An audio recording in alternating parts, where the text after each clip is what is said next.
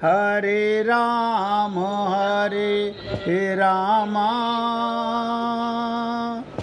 राम राम हरे हरे, हरे कृष्ण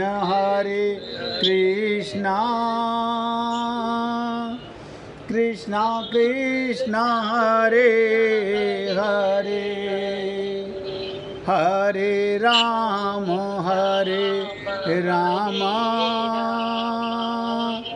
राम राम हरे हरे, हरे कृष्ण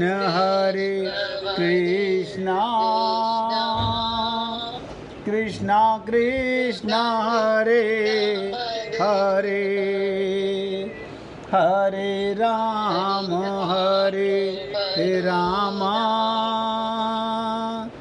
राम राम हरे हरे।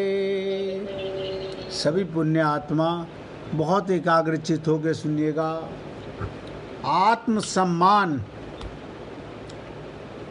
आत्मसम्मान शोर नहीं करता, वो बहुत शांत रहता है।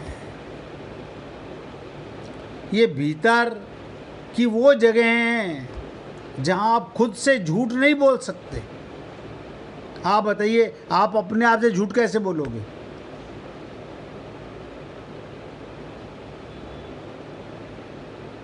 जब कोई आपकी सीमाएं लांघता है और आप चुप हो जाते हैं तो वो चुप्पी भी आत्मसम्मान की भाषा है, बशर्ते वो जागरूकता से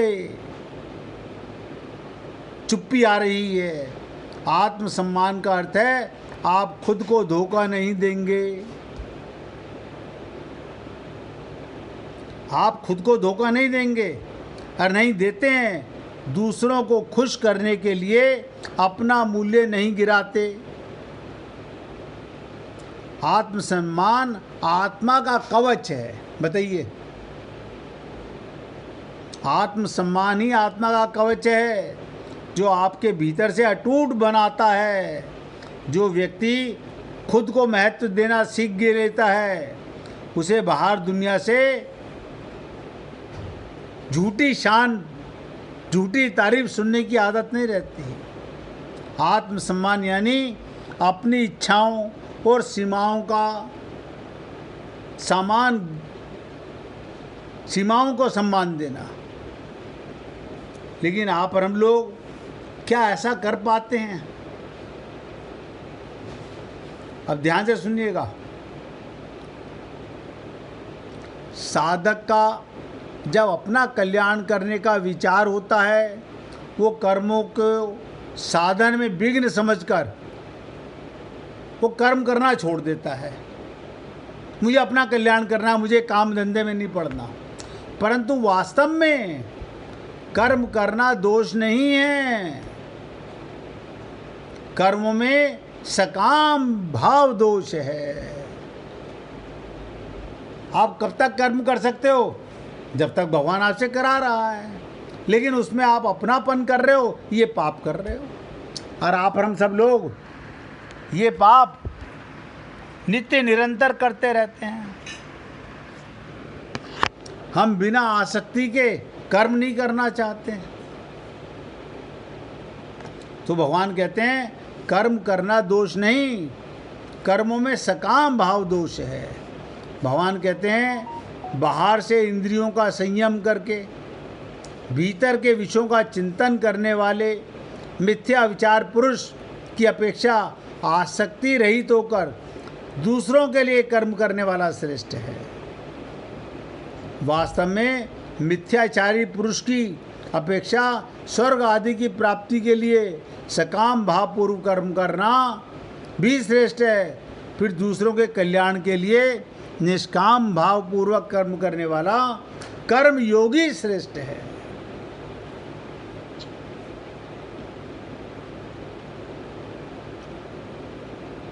जब अर्जुन ने प्रश्न किया कि संन्यास और योग दोनों में कौन श्रेष्ठ है, तब भगवान ने उत्तर दोनों को कल्याण का मार्ग बताया।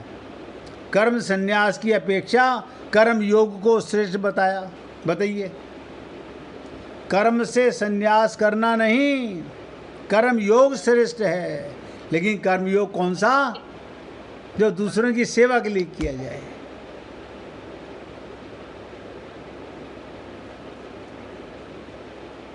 भाई जी, अपने मोबाइल की आवाज़ बंद कर लेना। जब भगवान ने उत्तर दोनों को ही कल्याण करने वाला बताकर कर्म संन्यास की अपेक्षा कर्म योग को श्रेष्ठ कहा, यहाँ भी इसी आशय से स्वार्थ भाव का कर्म त्याग कर, स्वार्थ भाव का कर्म त्याग कर। आप और हम सब लोग स्वार्थ के बस होके कर्म करते हैं। निष्काम भाव से कर्म करना श्रेष्ठ है।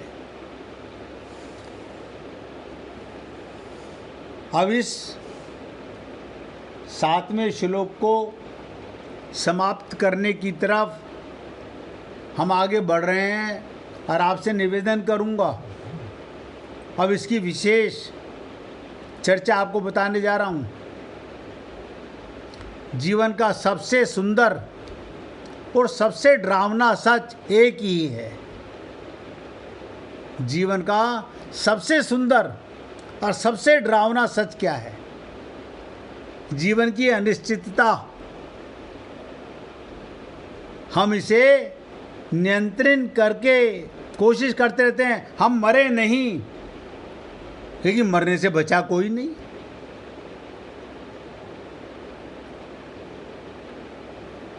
इसे निश्चिंत मान लो कि जीवन को आपके हाथ में नहीं है, किसी परिवार के हाथ में नहीं, किसी पैसे के हाथ में नहीं। आपको जितना जीवन भगवान ने दिया है उसके ऊपर छोड़ दो, लेकिन वो नियंत्रण से नहीं, स्वीकार से सुंदर होता है। हर अनिश्चितता के भीतर एक नया अवसर छुपा होता है। बस उसकी सतह को हटाना पड़ता है। जब आप अज्ञात में कदम रखते हैं तभी आपकी आंतरिक शक्ति प्रकट होती है। भरोसा ये नहीं सब अच्छा होगा, भरोसा ये जो होगा वो आप संभाल लेंगे। हमारा मन अनिश्चितता में घूमता रहता है।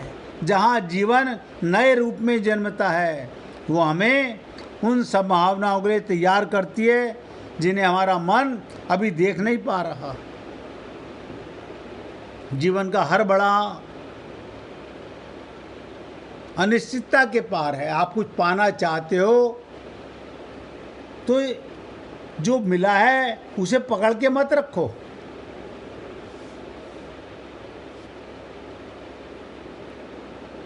कुछ भगवान पे भी भरोसा करो। तुलसीदास जी ने दोहा लिख दिया इसी बात पर, तुलसी भरोसे राम के, निर्भय हो के सोए, अनहोनी होनी नहीं, होनी हो सो होए। बताओ अनहोनी क्या?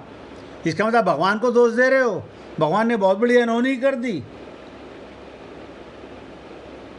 तुलसीदास जी ने, संत ने क्या कहा? ईश्वर पर भरोसा करिए, अब बिना किसी भय के चैन की नींद सोइए। कोई अनहोनी नहीं होने वाली, और यदि कुछ अनिष्ट होना ही है तो होके रहेगा। इसलिए व्यर्थ की चिंता छोड़ अपना काम करते रहिए।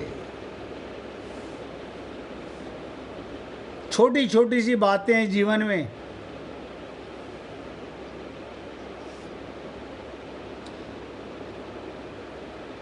इस श्लोक की,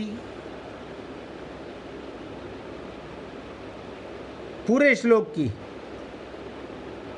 5-4 लाइनों के अंदर आपको भाव बताने जा रहा हूँ। अपने में कल्याण की इच्छा हो, अपने में कल्याण की इच्छा हो, स्वभाव में उदारता हो और हृदय में करुणा हो। अपने में कल्याण की इच्छा हो, स्वभाव की उदारता हो और हृदय में करुणा हो, अर्थात दूसरे के सुख से सुखी, कोई दूसरा व्यक्ति सुखी है उसे देखकर प्रसन्न होना चाहिए, और दुख से दुखी करुणित होना चाहिए। अगर कोई दुखी है तो हमें दुख होना चाहिए। ये तीन बातें होने पर मनुष्य कर्म योग का अधिकारी हो जाता है। हृदय में करुणा हो, दूसरे के सुख में सुखी प्रसन्न होना। हमारा 2 मंजिल का मकान पड़ोसी का बन गया 7 मंजिल का मकान, हम अंदर ही अंदर जल रहे हैं। हमारे पास भी पैसा होता तो हम भी बना लेते। भगवान नोट कर रहा है आपको। प्रसन्न होना चाहिए। दूसरे किसी के चोट लग जाए उसके प्रति करुणित होना चाहिए। अपने कल्याण की इच्छा हो, स्वभाव में नेचर में उदारता हो, सुखी को देखकर सुख होना, दुखी को देखकर दुख होना। ये तीन बातें होने पर मनुष्य कर्म योग का अधिकारी हो जाता है। कर्म योग का अधिकारी होने पर कर्म योग सुगमता से होने लगता है। बताइए, ये तीन बातें घुमा फिरा के अपना कल्याण, किसी के सुख में सुखी होना, किसी के दुख में दुखी होना, ये करुणा है। आप कर्म योग के अधिकारी बन गए, यानी कर्म करोगे संसार के लिए और योग होगा अपने लिए, यानी हमारा नित्य योग भगवान से होता जा रहा है। कर्म योग में एक विभाग कर्म कर्तव्य का है। कर्म योग का मतलब क्या? कर्म यानी कर्तव्य, और एक विभाग है योग का। ये देखिए, कर्म योग, कर्म और योग यानी कर्तव्य और योग। प्राप्त वस्तु, सामर्थ्य और योग्यता का सदुपयोग करना, प्राप्त वस्तु का, सामर्थ्य का और योग्यता का सदुपयोग करना, और व्यक्तियों की सेवा करना, ये कर्तव्य है। कर्तव्य का पालन करने से संसार से माने हुए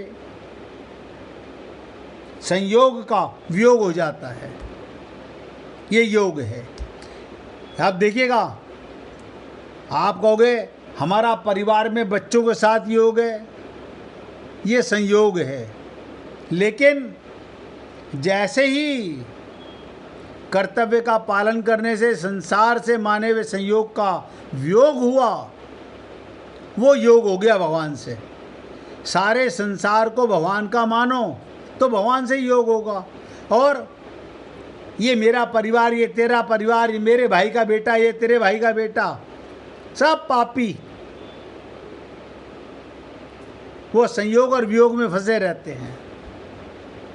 और इसी संयोग वियोग के चक्कर में आते और जाते रहते हैं।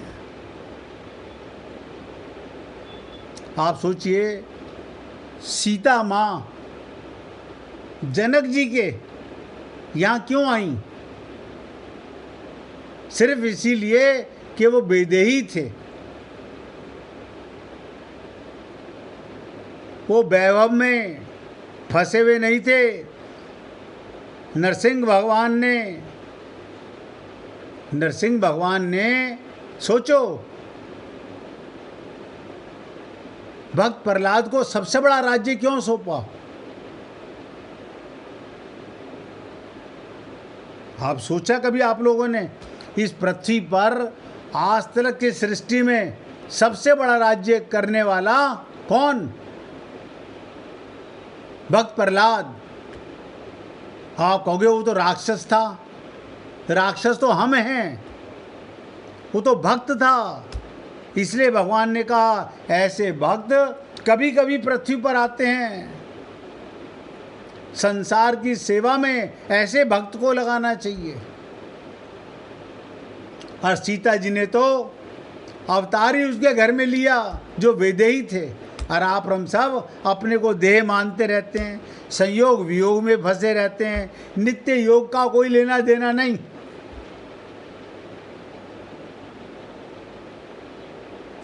तो मैंने आपसे निवेदन किया, कर्म योग में एक विभाग कर्म कर्तव्य का है, एक विभाग योग का है। आपके पास जो प्राप्त वस्तु है, जो आपका सामर्थ्य है और योग्यता का सदुपयोग करना, क्या मतलब व्यक्तियों की सेवा करना, ये कर्तव्य है। कर्म माने कर्तव्य,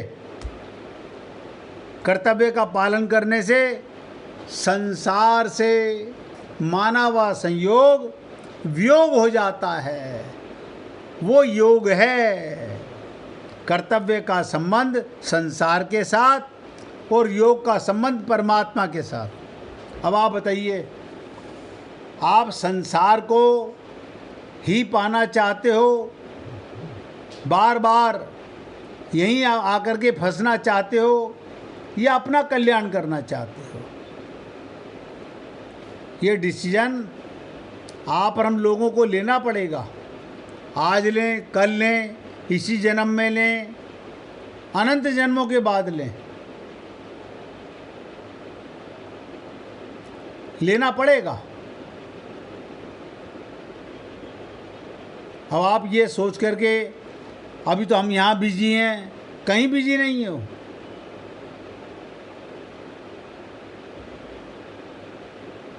भगवान के साथ मैंने कई बार निवेदन किया, खूब बातें करा करो, इतनी बातें करो भगवान का कि भगवान के हृदय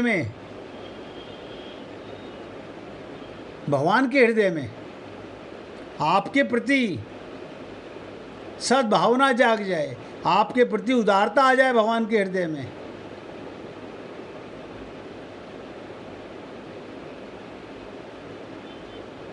मैंने एक बार पहले भी आपको एक लीला सुनाई थी।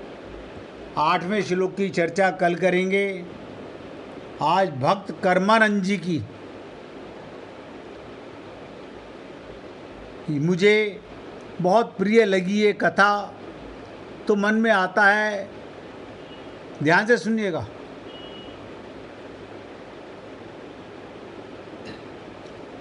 और आपसे निवेदन करूंगा, बहुत ध्यान से सुनिएगा। कर्मानंद जी कोई साधारण गायक नहीं थे।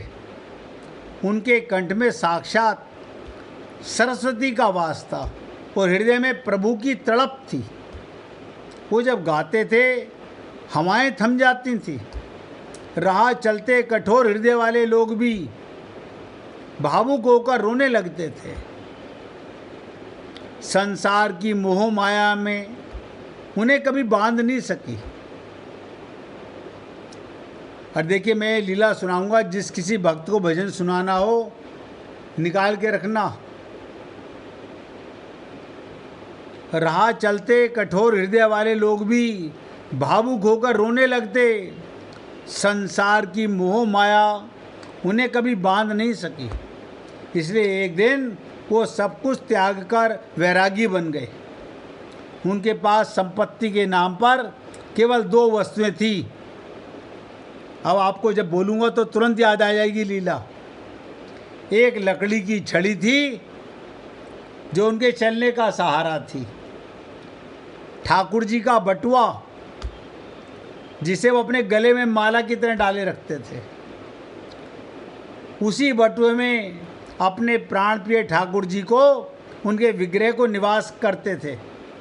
बताओ, उनका चलता फिरता भगवान का घर कहाँ, उनके गले में पड़ा हुआ है। तो कर्मन जी का अपने ठाकुर जी के साथ बहुत कोमल और बाल सुलभ रिश्ता था। वो जहाँ भी विश्वास करके रुकते, सबसे पहले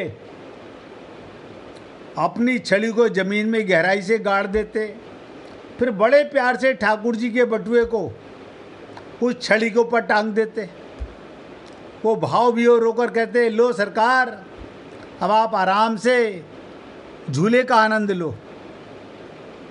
उसके लिए वो लकड़ी की छड़ी मात्र सहारा नहीं थी, बल्कि उनके प्रभु का सिंहासन अब भगवान का झूला भी थी। एक सुबह कर्मानंद जी अपनी नित्य पूजा से निवृत्त हुए को भगवान के संकीर्तन में गाने में इतने मग्न हो गए, उन्हें सुध-बुद्धि नहीं रही। उन्होंने ठाकुर जी को गले में धारण कर लिया, लेकिन अपनी छड़ी वहीं गड़ी छोड़ दी और आगे बढ़ गए। यानी कई मील चलने के बाद जब वो थककर एक पेड़ के नीचे रुके तो छड़ी की याद आई। अब संकट खड़ा हो गया, बिना छड़ी के ठाकुर जी को कहाँ झूला झुलाऊं, उन्हें जमीन पर रखना उन्हें स्वीकार नहीं। इसी असमंजस में कर्मानंद जी अपने ठाकुर जी से नाराज होने लगे। गुस्सा आ गया भगवान पे। यानी जैसे छोटा बच्चा भगवान से लड़ रहा हो। भगवान भाव के भूखे हैं और क्या बोले, वाह ठाकुर ये खूब रही, मैं तो ठहरा अल्पज्ञ जीव, मेरी स्मृति कमज़ोर हो सकती है, आप तो अंतर्यामी हो। जब मैं छड़ी भूल रहा था तो क्या आप मुझे टोक नहीं सकते थे? जब ये निर्जन वन में मैं दूसरी छड़ी कहाँ से लाऊं? अब पिछला स्थान बहुत दूर निकल गया और क्या पता वहाँ छड़ी अब तक सलामत होगी है कि नहीं होगी। और देर तक प्रभु को उलाहना देते रहे और अंत में हट पकड़ कर बैठ गए। अब मुझे नहीं पता, आप ही अपनी छड़ी का प्रबंध करो। जब तक छड़ी नहीं आएगी मैं यहाँ से हिलूंगा नहीं। अपने भक्त की इस मीठी डांट पर देखिएगा, गोपियाँ भी डांटती थी भगवान को। प्रभु भीतर ही भीतर रीझ गए। तभी अचानक दूर से एक छोटा सा बालक दौड़ता हुआ आया। उसके हाथ में वही पुरानी छड़ी थी। बालक हाँफते हुए बोला, अरे बाबा आप तो बड़े जीव हो, कब से आपको आवाज़ लगा रहा हूँ, आप सुनते ही नहीं, अपनी मस्ती में गाए जा रहे हो। देखिए आप अपनी ये छड़ी वहीं छोड़ आए थे, संभालो। कर्मानंद जी ने जैसे ही छड़ी हाथ में ली, हाथ में लेते ही वो बालक ओझल हो गया। अब भक्त की आंखें खुल गईं। अब भक्त फूट फूट कर रोने लगे। हे नाथ, मैंने ये क्या किया? अपनी छड़ी के लिए मैंने जगत के स्वामी को मीलों तक दौड़ा दिया। मैंने अपने आराध्य को डांटा। जब कर्मानंद जी क्षमा मांगते हुए विलाप करने लगे, तब उनके अंतर मन में प्रभु की मधुर वाणी गूंजी, क्या कर्मानंद उदास मत हो, ये मेरी इच्छा थी, मैं तो तरस रहा था। तुम कब मुझसे लड़ोगे, कब मुझे डांटोगे? इस संसार में जब यहाँ केवल मैं और तुम दो साथी हैं, तो अगर मन में कोई शिकवा हो, तो लड़ने झगड़ने की इच्छा हो, हम किसके पास जाएंगे? या तो मैं तुमसे लड़ूंगा या तुम मुझसे लड़ोगे। तुम्हारी ये डांट मेरे लिए किसी प्रार्थना स्तुति से कम नहीं है। ये सुनकर कर्मानंद जी प्रेम के अथाह सागर में डूब गए। उन्हें समझ आ गया, भगवान को ऐश्वर्य से ज़्यादा भक्त का अपनापन प्रिय है। हे प्रिय आत्माओं, आपसे रोज़ निवेदन करता हूँ, भगवान के साथ अपना कोई ना कोई संबंध बनाओ। ऐसा संबंध बनाओ जिस संबंध में भगवान आपको अपने होने की अनुभूति दें। अब मैं अपने शब्दों को यहाँ विराम दे रहा हूँ। राजकुमार जी कल सुनाना चाहते थे, आज सुनाओगे? सुनाइए प्रभु।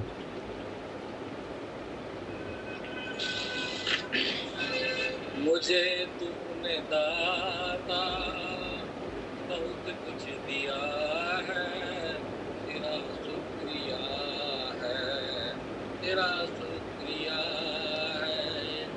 मुझे तूने दाता बहुत कुछ दिया है, तेरा शुक्रिया है, तेरा शुक्रिया है। न मिलती अगर दी हुई दात तेरी, जमाने में क्या थी औकात मेरी।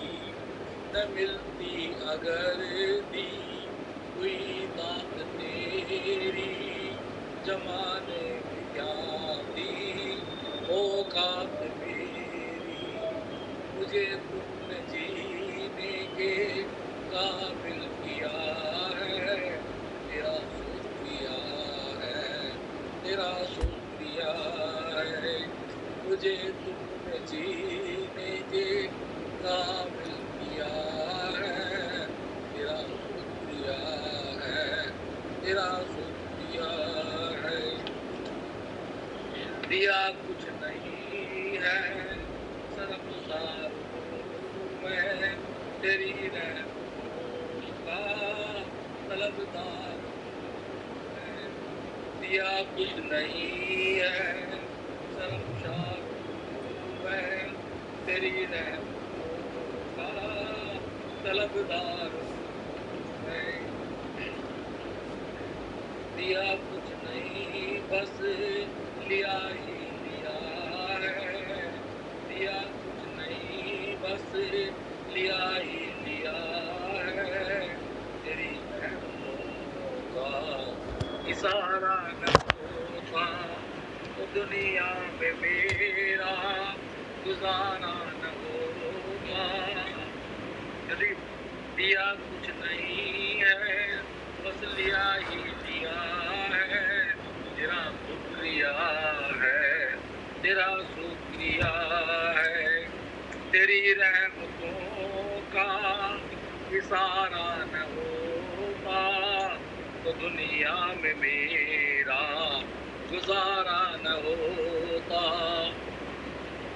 उसे क्या कमी जो तेरा हो गया है, तेरा शुक्रिया है, तेरा शुक्रिया है। मुझे तूने दाता बहुत कुछ दिया है, तेरा शुक्रिया है, तेरा शुक्रिया है। राधे राधे। बोलिए वृंदावन बिहारी लाल की जय जय श्री राधे, जय जय श्री राधे। बोलिए लाल जी का मंगल हो, सभी भक्तों का मंगल हो। सबको राधे राधे भैया, राधे राधे। सबको राधे राधे जी, राधे राधे। राधे राधे जी, राधे राधे।